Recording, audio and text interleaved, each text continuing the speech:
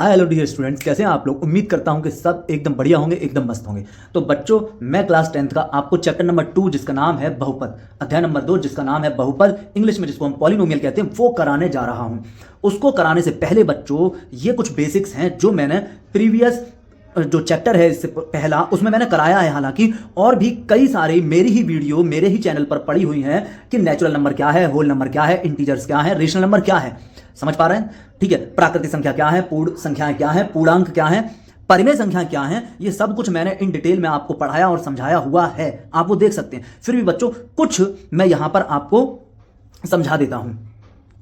तो बच्चों, प्राकृतिक संख्याएं आपकी कुछ नहीं, वही काउंटिंग नंबर होते हैं जहां से हम कोई चीज गिनना शुरुआत करते हैं। तो बच्चों 1 2 3 4 5 6 हो गया। डिटेल में बच्चों मैंने पूर्ण संख्याओं के बारे में आपको बताया हुआ है। पिछली कई वीडियो ऐसी डली हुई हैं, आप सामने देखेंगे कि पूर्ण संख्याएं कहां से शुरू होती हैं, कौन सी होती हैं। तो बच्चों, पूर्ण संख्याएं कौन सी होती हैं? जो दशमलव की संख्या नहीं होती हैं। 0 1 2 0 से शुरू होती है, 1 2 3 4 5। यहां दशमलव की संख्याओं की बात नहीं हो रही है, डेसिमल नंबर की बात यहां नहीं हो रही है। इसी तरह से बच्चों, पूर्णांक क्या होते हैं? 0 से 1 2 3 4 5 6 इधर की तरफ चले जाओ राइट साइड में, और फिर 0 से इधर की तरफ चले जाओ लेफ्ट में, 1 2 3 4 5। अब जब 0 से लेफ्ट में जाओगे तो फिर उनका जो रिप्रेजेंटेशन है, ठीक है ना, उनको हम किस तरह से डिनोट करेंगे? तो माइनस के साइन से डिनोट करते हैं, -1 -2 -3। इस तरीके से हम लेफ्ट में चले जाते हैं बच्चों। उसके बाद बच्चों बात आती है रेशनल नंबर की। रेशनल नंबर बच्चों वो नंबर हैं कि आपके डेसिमल नंबर भी इसके अंदर आते हैं, डेसिमल नंबर भी आते हैं। एक तरह का डेसिमल इसमें नहीं आता है, एक तरह का दशमलव इसमें नहीं आता है, बाकी सारे दशमलव इसमें आते हैं। और ऊपर जो सारी संख्याएं हैं, जैसे कि प्राकृतिक संख्याएं बच्चों, ये भी जो है परिमेय संख्या है।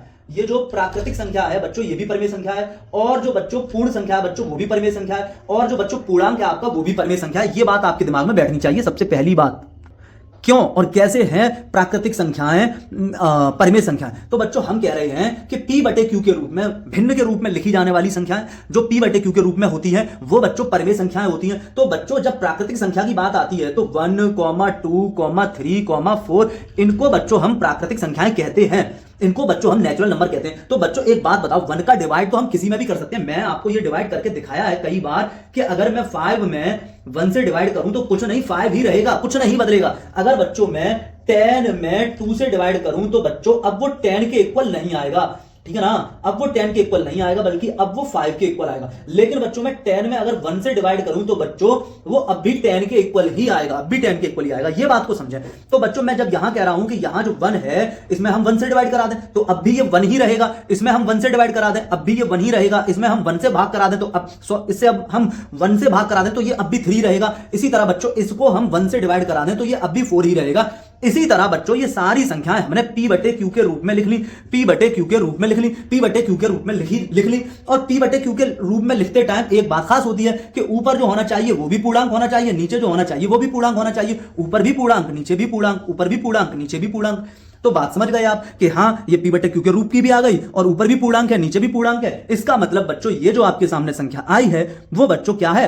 प्राकृतिक संख्या तो थी, लेकिन ये परिमेय संख्या भी है, परिमेय संख्या भी है। इसी तरह से बच्चों 0 1 2 3 4 बच्चों, ये क्या है आपके सामने? ये पूर्ण संख्याएं हैं, होल नंबर है। लेकिन मैं अगर 0 में 1 से डिवाइड करा सकता हूं, इसी तरह मैं 1 में 1 से डिवाइड करा सकता हूं, 2 में 1 से डिवाइड करा सकता हूं, 3 में 1 से डिवाइड करा सकता हूं, 4 में 1 से डिवाइड करा सकता हूं।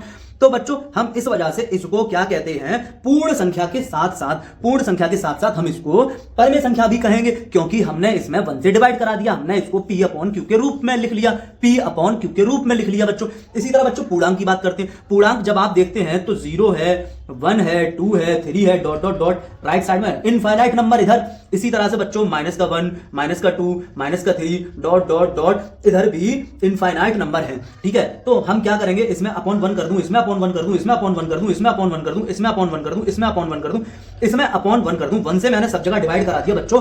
तो क्या ये बदल गए? ये तो नहीं बदला, ये तो वही का वही रहा। लेकिन ये p बटे q के रूप में लिख दिया हमने, p बटे q के रूप में लिख दिया। और ऊपर जो p है वो भी पूर्ण संख्या है, नीचे जो q है वो भी पूर्ण संख्या है। इसका मतलब ये बच्चों क्या हो जाएंगे आपके सामने? ये बच्चों क्या हो जाएंगे आपके सामने?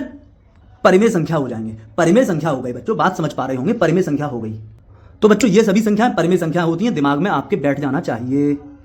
अब बच्चों, p बटे q के रूप में आप कोई भी संख्या लिखें, कोई भी दुनिया की संख्या लिखें, जैसे कि आपने लिखा 7/9। बस शर्त यह है कि ऊपर भी पूर्णांक होना चाहिए, ऊपर भी पूर्णांक में से होना चाहिए और नीचे भी पूर्णांक में से होना चाहिए। शर्त बच्चों ये है कि ऊपर वाला नंबर भी पूर्णांक में से हो, हर वाला नंबर भी पूर्णांक में से हो और अंश वाला नंबर भी पूर्णांक में से हो।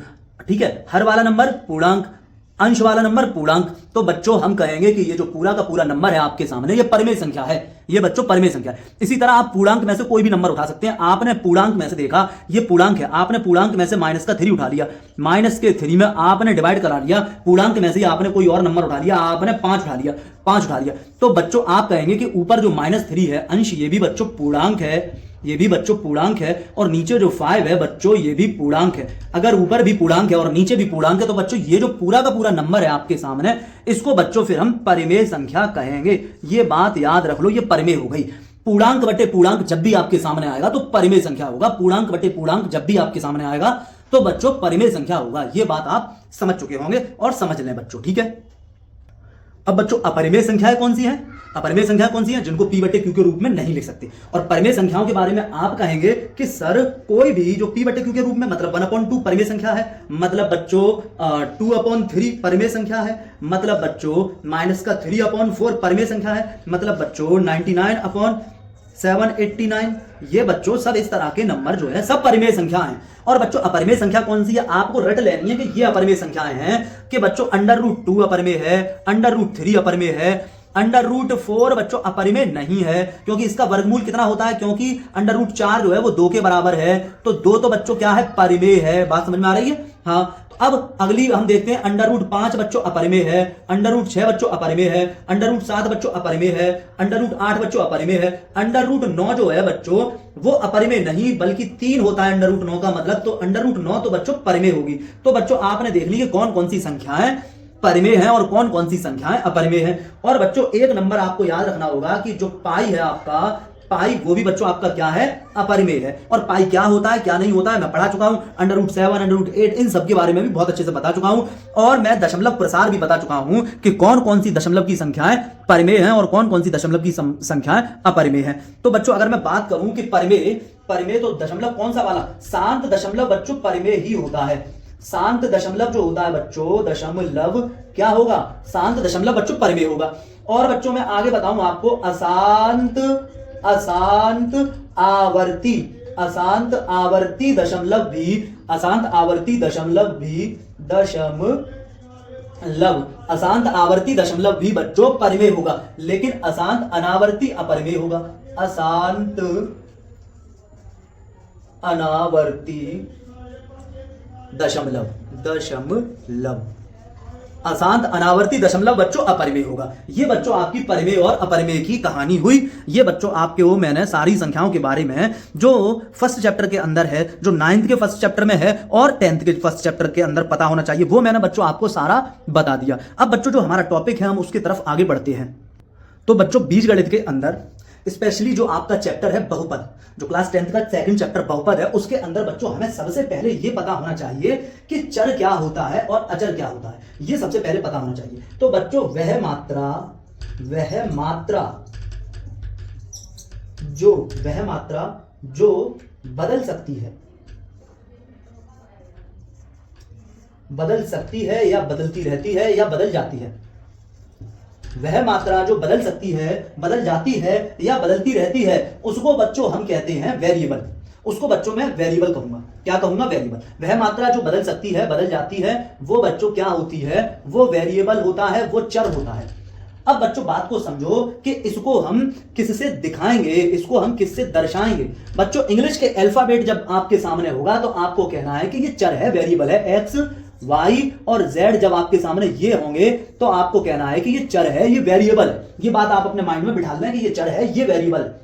उसके बाद बच्चों में आपको और डिटेल में अगर थोड़ा सा ले जाऊं तो मैं अगर आपसे ये कहूं कि किसी व्यक्ति की उम्र x वर्ष है, किसी व्यक्ति की उम्र, किसी की एज x ईयर है, x वर्ष है, तो बच्चों जो व्यक्ति की एज होगी वो टाइम के साथ साथ क्या x वर्ष की ही रहेगी?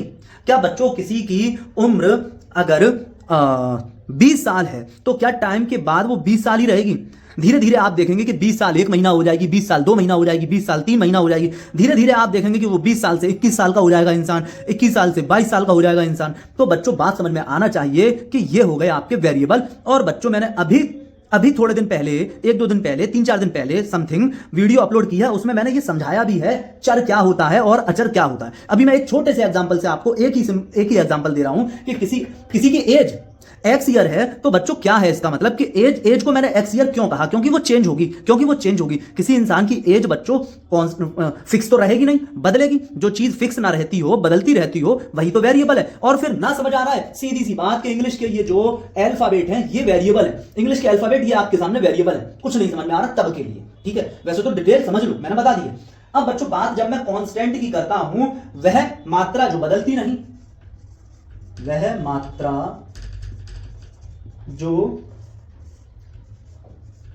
बदलती नहीं, वह मात्रा जो बदलती नहीं। जैसे कि आपके पास एक बाट है जिससे हम वजन तौलते हैं, लोहे का बाट होता है, उस पर अगर 5 kg लिखा हुआ है तो उस पर तो वो तो 5 kg का ही रहेगा, वो तो बदलेगा नहीं। भले ही टाइम बढ़ जाएगा तो क्या वो जो 5 kg का बाट है वो क्या 8 kg का हो जाएगा, 9 kg का हो जाएगा, 10 kg का हो जाएगा? नहीं होगा। मतलब कैसा रहेगा? स्थिर रहेगा, वैसे ही का वैसा रहेगा। बात समझ पा रहे होंगे। और दूसरी बात, जितने भी आपके सामने नंबर होते हैं, रियल नंबर होते हैं, रियल नंबर, वास्तविक संख्याएं, तो बच्चों सारी की सारी वास्तविक संख्याएं जो हैं आपके पास, वो सब की सब क्या हो जाती हैं बच्चों? सब की सब कांस्टेंट है। कोई सी भी संख्या हो, जैसे बच्चों 2 है आपके पास, 5 है, -3 है, कोई भी नंबर हो, 1/2 है, कोई भी नंबर हो, √2 है, कोई भी नंबर हो, √3 हो। बच्चों ये सारे के सारे डॉट मैं अनलिमिटेड यहां पर नंबर लिख दूंगा, ठीक है ना। ये सारे के सारे जो नंबर हैं, जो वास्तविक संख्याएं हैं बच्चों, ये सभी वास्तविक संख्याएं बच्चों क्या कहलाती हैं? ये बच्चों कांस्टेंट कहलाते हैं, कांस्टेंट। बच्चों बात समझ लो, ये कांस्टेंट होते हैं, कांस्टेंट।